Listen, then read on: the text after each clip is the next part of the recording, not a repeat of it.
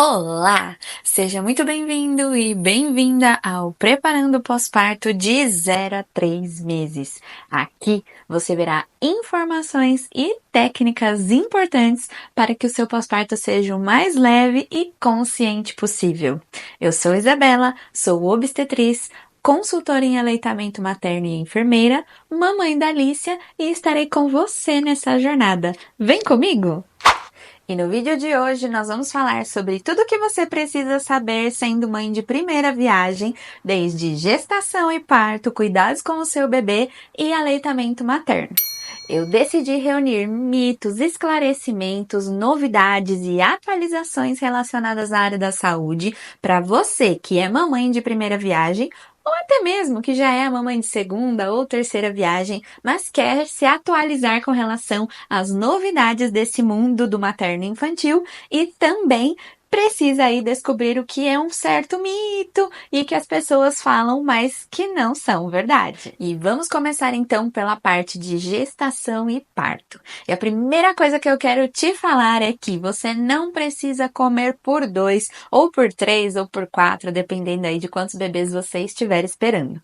Muita gente acha que o certo é realmente se alimentar com mais quantidade de alimentos ali na fase gestacional para que você possa suprir as necessidades do seu bebê.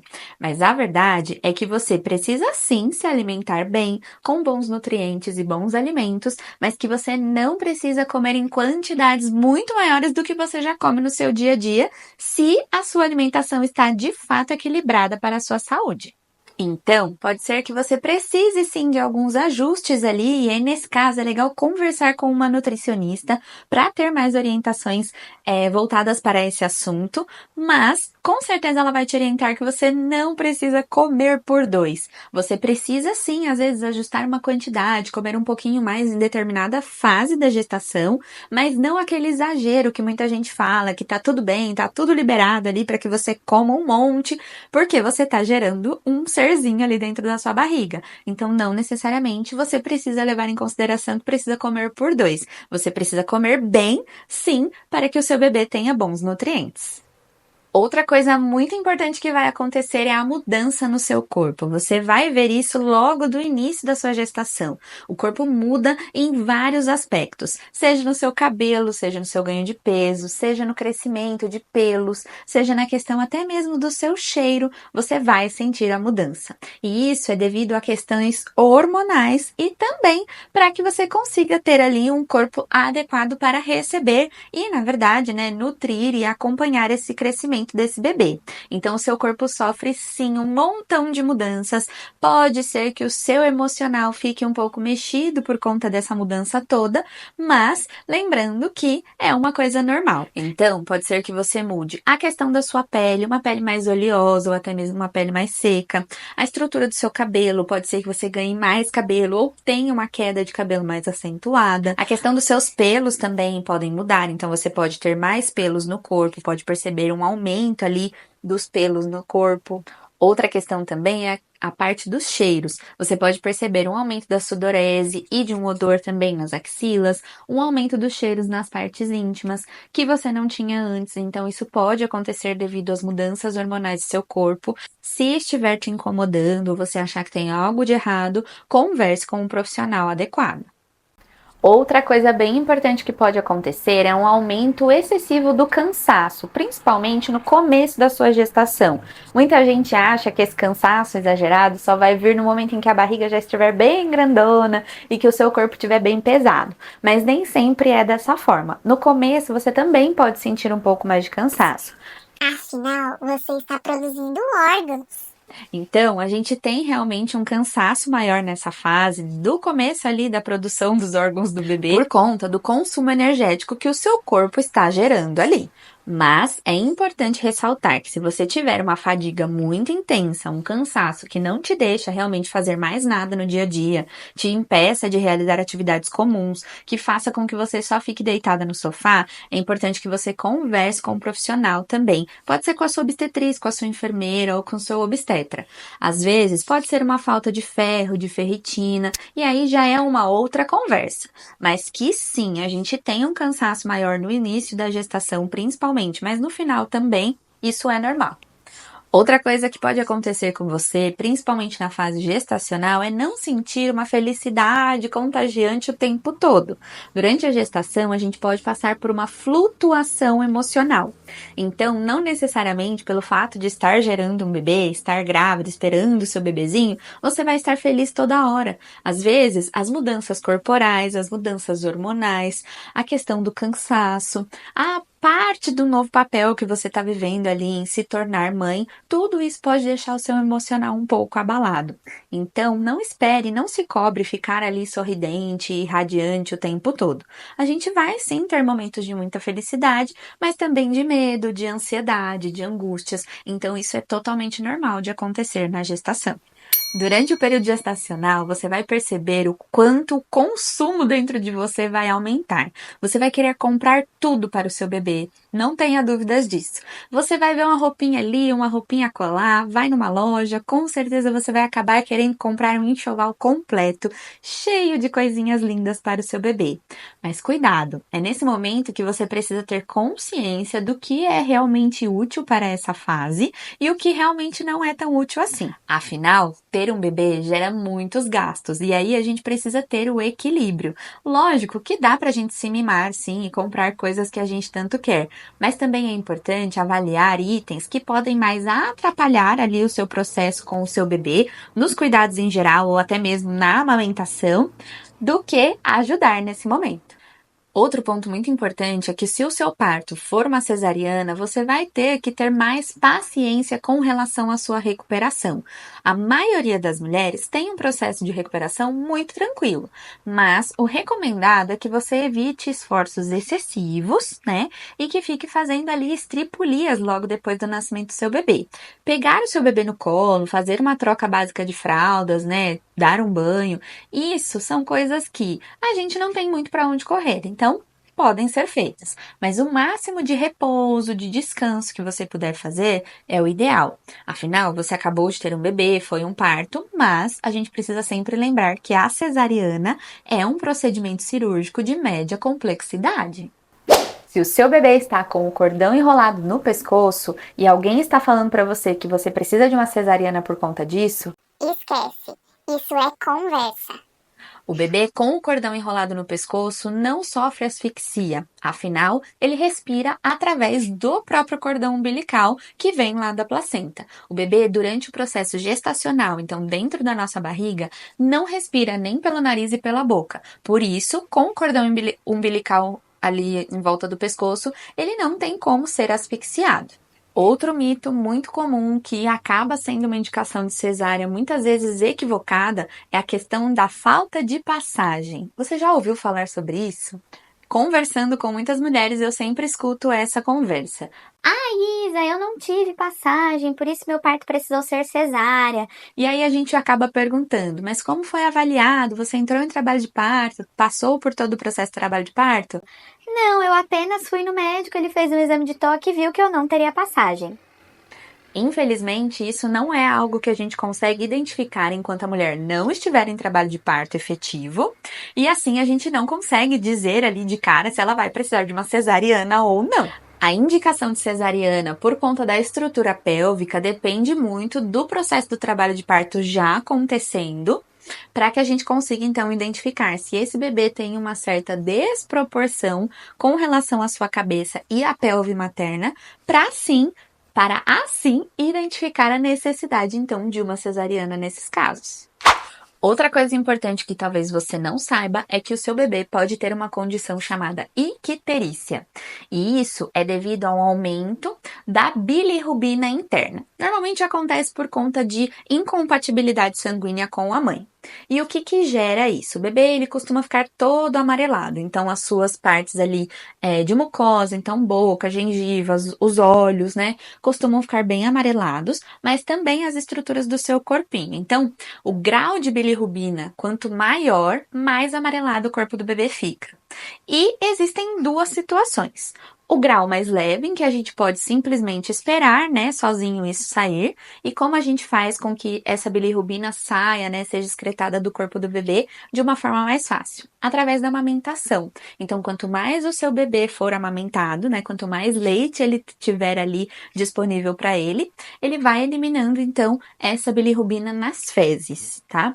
E uma coisa que muita gente falava antes era para colocar o bebê no sol para fazer a excreção da bilirrubina. Isso não é mais recomendado, afinal a gente não pode mais colocar o bebê exposto ao sol antes dos 6 meses de vida. E caso o seu bebê tenha a bilirrubina um pouco mais grave, né, com um índice ali um pouco maior, ele vai precisar ficar internado ainda por um tempo no hospital, fazendo um procedimento chamado fototerapia, que é aquele banho de luz, né, que a gente costuma falar, que fica ali no quarto mesmo com você, dentro do bercinho do bebê, com aquela luz azul em cima dele, em que ele precisa ficar só de fraldinha tomando aquele banho de luz. Então pode ser que o seu bebê precise passar por isso, e aí você vai precisar ficar mais alguns dias no hospital, até que a bilirrubina então entre em um índice mais tranquilo para que o bebê tenha alta. Você pode sim lavar o seu cabelo logo depois do parto. Isso de não poder lavar o cabelo é um mito, uma crença, e muita gente acaba divulgando isso de forma equivocada.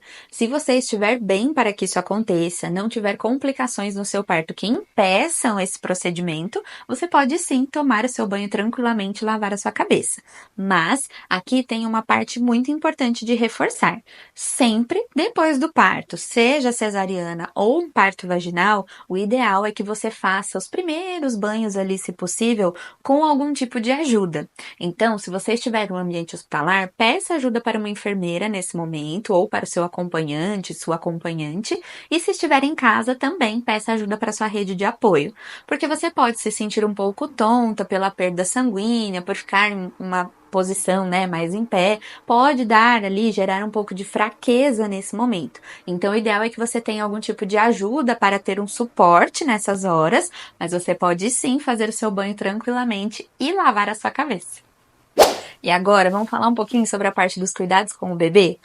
Algo muito importante que eu preciso te contar é que o bebê não chora só de fome. Sabe aquela vizinha que tá sempre falando pra você, seu bebê só chora porque o seu peito não tá dando conta, seu leite é fraco? Esqueça isso. O seu bebê ele não vai chorar só por fome. Ele vai chorar por todo o contexto. Afinal, a única forma que o bebê tem de se comunicar com você é através do choro.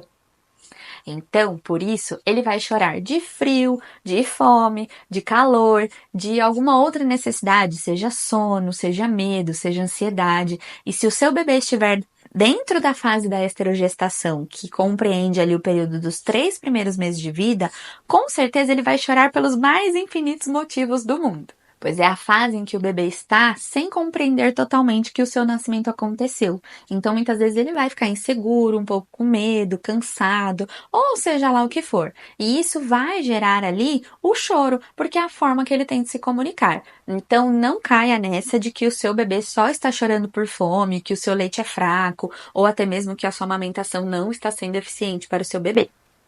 Sabe aquela recomendação de colocar uma faixinha ali na barriga do bebê, na parte do umbigo, para que ele não fique estufado e o seu bebê não fique com uma cicatriz feia no umbigo?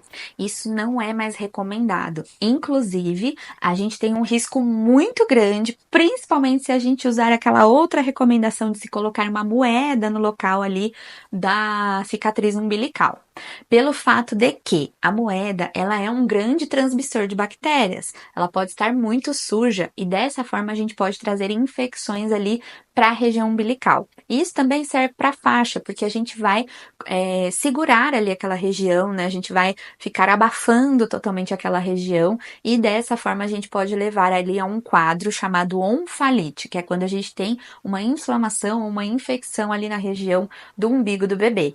Isso pode sim gerar consequências muito grandes e até mesmo a morte do bebê. Então a gente precisa tomar muito cuidado. Então, como a gente consegue identificar ali se o meu bebê está com esse quadro de infecção ou inflamação?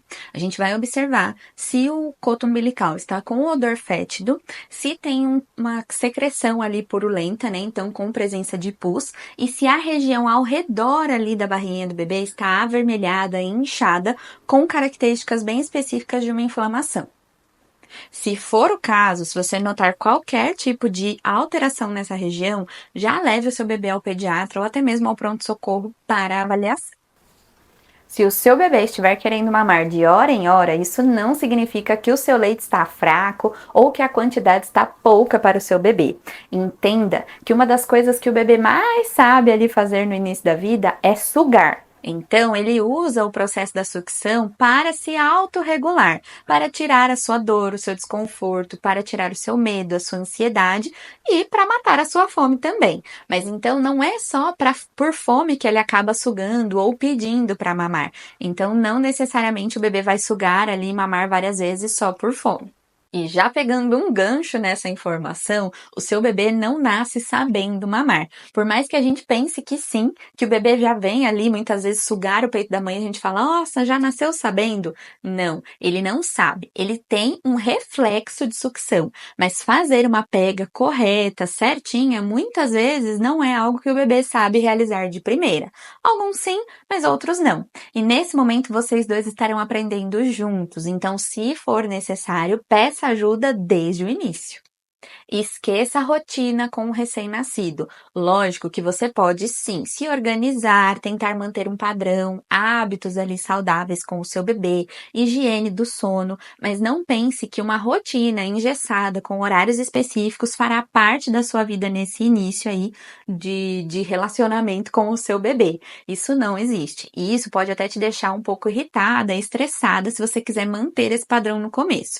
Você já pode ir sim colocando, né, bons hábitos, colocando uma certa rotina, mas nada engessado ali naquele começo, principalmente com relação a horários, porque o recém-nascido ele basicamente acorda para mamar e mama para dormir. Então a gente não consegue ter uma rotina específica com ele. Os horários são bagunçados, a gente pode ir colocando bons hábitos, mas sem essa coisa aí muito engessada e pilhada, achando que tudo vai ser como a gente descreveu ou como a gente organizou naquele início da vidinha deles. Uma coisa muito importante é que o seu bebê não precisa ficar usando luvinhas depois do seu nascimento. Se você perceber que o seu bebê tá se arranhando por conta das unhas muito compridas, o ideal é que você corte as unhas do bebê da forma correta ou peça ajuda de um profissional para isso, do que ficar usando luvinhas, principalmente se não estiver ali super frio logo depois que ele nasceu. O bebê, ele tem toda a percepção do mundo através da boquinha, né? Então o processo da sucção já gera ali uma percepção para ele do mundo, mas através das mãos também. Então ele vai conhecer o mundo, você, sua pele, te tocar o seio através das mãozinhas. E quando a gente coloca isso a gente coloca as mãozinhas dele enluvadas, né, ali na luva, ele não consegue ter esse contato, esse tato, e muitas vezes ele acaba perdendo ali esse momento de conexão com tudo que tem ao redor. Então o ideal é que a gente deixe a luvinha de fora e seja utilizada só em frio muito extremo, e lembrar que a mão do bebê e os pés são dois lugares em que a gente não consegue ter muito parâmetro de temperatura, porque vão estar sempre gelados mesmo. A regulação desses lugares ainda é um pouco difícil para o bebê. Então, se você quiser identificar se o bebê está com frio ou não, vem na ponta do nariz, no peito ali do bebê para identificar, né, nas costinhas, se está gelado ou se está quente. Mas esqueça tentar assim, medir a temperatura do bebê através das mãos e dos pés, porque estarão sempre gelados mesmo. Outra coisa muito importante é um mito gigantesco de que deixar o seu bebê o máximo acordado ali ao longo do dia vai fazer com que ele durma super bem à noite. Isso é um erro muito grande. O seu bebê precisa descansar ao longo do dia, então ele vai realmente dormir, fazer ali várias sonecas ao longo do dia, para que ele esteja descansado para dormir à noite. Então, o bebê ele vai aos poucos, de acordo com o seu crescimento, diminuindo o número de sonecas ao longo do dia. Mas se você deixá-lo ali muito tempo acordado, você só vai gerar ali um efeito que a gente chama de vulcânico, que é um estresse exagerado no bebê e muito exausto e cansado para o sono da noite. E aí, com certeza, ele não vai dormir ali por um tempo maior e prolongado e vai querer ficar acordando o tempo todo, mamando, chorando e super estressado. Então, esqueça essa história de que precisa deixar o bebê um tempão acordado para ele dormir bem à noite, que o ideal é que ele faça realmente várias sonecas para que ele consiga, então, dormir bem descansado na parte da noite. E agora vamos falar um pouquinho sobre a parte da amamentação, uma fase um pouco ali temida por muitas mulheres, que gera um pouco de medo e ansiedade, mas eu vou te contar alguns mitos ali, segredos para essa fase, para que você que é mãe de primeira viagem tire de letra esse momento. Primeira coisa, amamentar nem sempre emagrece. Sabe aquela história de que, amamenta bastante, que você vai retomar o peso ali de antes da gestação, ou então vai perder um montão de peso logo depois que seu bebê nascer? Isso acontece para algumas mulheres, mas para outras não. Então não é uma regra. Esqueça, não é algo generalizado que vai acontecer para todo mundo. A gente pode sim ter uma perda de peso maior, né, quando a gente faz amamentação no seio, por conta da queima de energia, né, da queima calórica, por conta do aporte ali para o bebê, mas isso não é algo que vai acontecer para todo mundo. Então, se você não estiver super perdendo peso ali enquanto estiver amamentando, não é porque tem nada errado com você. Sabe aquela história de leite fraco? Isso não existe. Isa, mas eu não me alimento bem, eu não tenho uma boa alimentação, eu não como várias vezes ao dia, eu acho que realmente o meu leite é fraco. Não. Por mais que você não tenha uma alimentação equilibrada ou super boa ali, o seu leite não vai ser fraco, tá? Ele pode ter uma quantidade menor ali com relação ao que o seu bebê precisa, e a não ser que você seja uma pessoa totalmente sem aporte nutricional nenhum, que tenha grandes ali deficiências com relação à alimentação, o seu leite ele não é fraco. Ele continua sendo adequado para o que seu bebê precisa, com nutrientes importantes e tudo mais, mas pode ser que a quantidade do seu leite não esteja suficiente para o seu bebê. E aí é uma outra questão que não tem nada a ver com leite fraco ou não. Peito grande, peito pequeno. Quem nunca ouviu essa parte? Porque peito grande vai dar mais leite, peito pequeno tem que tomar cuidado porque não dá muito leite. A questão do tamanho do seio nada tem a ver com relação à produção do leite. Então, não é porque você tem um peito grande que você vai produzir mais leite do que aquela mulher que tem um peito pequeno que vai produzir menos. Isso é um mito, tá? Pode acontecer até o inverso, de uma mulher com um peito enorme ali ter menos produção e uma mulher com um peito bem pequenininho ter uma produção super acentuada. Isso vai depender de outros fatores e não do tamanho da sua mama em si. Com certeza você já ouviu falar que tomar mais água, 2, 3, 4, 5 litros de água por dia, vai fazer com que a sua produção de leite aumente. Mas isso é mentira. E sim, tomar água vai auxiliar sim para que você fique bem hidratada e tenha uma boa produção, mas não é a única coisa que vai fazer a sua produção de leite aumentar. Mais importante do que a quantidade de água consumida é a quantidade de vezes que o seu bebê mama no seu seio, porque é ele que vai mandar a informação para o seu cérebro e gerar então ali a produção adequada. O bebê não precisa mamar 15 minutos em cada peito, aquela coisa de ficar revezando os peitos ali durante a mamada. A gente acreditava antigamente de que o leite ele tinha fases ali durante o processo da amamentação, de que vinha mais água e depois mais gordura. Então, por isso a gente falava que tinha que mamar 15 minutos num peito, 15 minutos no outro, para vir a parte de mais gordura ali. Mas o que foi comprovado cientificamente é que o leite materno ele é dinâmico e ele depende de reflexos. Então, conforme o seu bebê suga com mais intensidade, mais gordura ele tira. Tá? Então, o leite ele vai se misturando entre gordura e água. O início realmente tem um pouco mais de água, mas isso depois vai se misturando ali com a gordura que o seu próprio bebê vai ditando para o seu corpo que ele precisa. Então, o ideal é que o seu bebê faça mamadas efetivas no seu peito, com boas sucções, independente do tempo que ele fica em cada seio. Se você perceber que ele não está efetivo em um peito, aí sim você pode trocar para o outro para tentar efetivar mais essa mamada. Mas ficar nesse esquema de 15 minutos cravada ali em cada peito, isso é mito. E para finalizar essa história de que sentir dor e o peito ficar rachado e sangrando no início da amamentação é algo normal de acontecer, esqueça, isso não é normal.